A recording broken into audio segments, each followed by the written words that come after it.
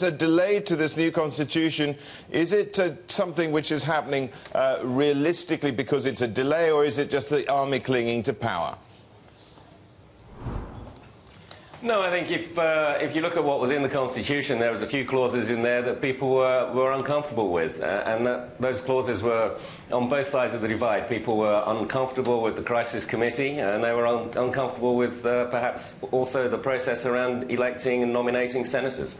So I don't think it's about the government clinging on to power. I think people here in Thailand just had their reservations on this draft.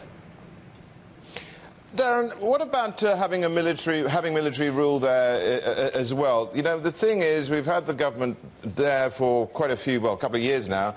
Has that hindered economic activity? Because the stats haven't looked that great. Yeah, the stats haven't been great since they came to power, but Thailand's economy was declining through the political process as well.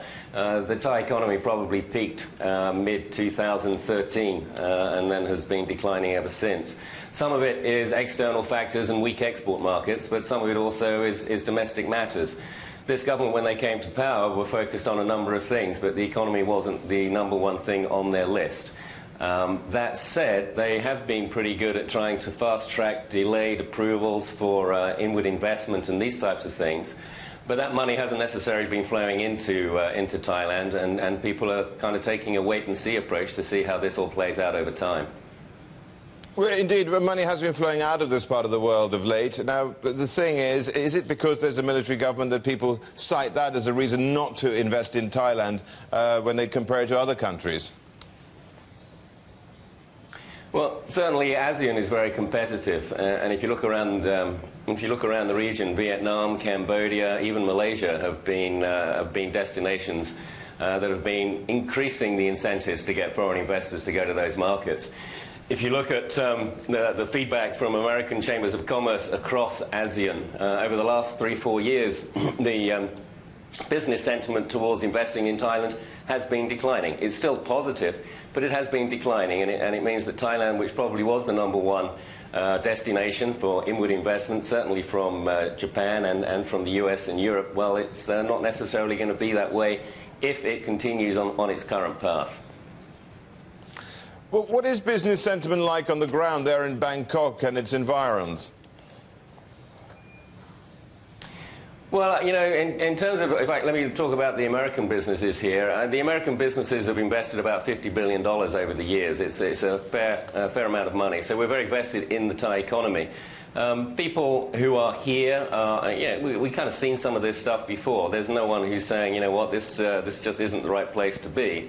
But in terms of investing further, well, we want to see stability.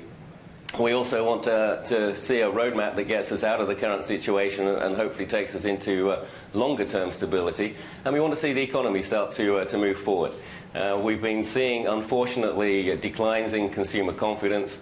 We've been seeing weakness and softness in many of the different indicators across the country. And certainly, I think it's encouraging to see the new economics team under the Deputy Prime Minister Somkit already start to push forward some measures to try and stimulate the economy in the short term. Darren, very quickly also here, we've got, of course, uncertainty when it comes to politics, and as ever, perhaps that's feeding into the business environment. But on top of that, we've got, of course, uncertainty about what happens in terms of royal succession. You know, with the much-loved king, what happens after he passes on?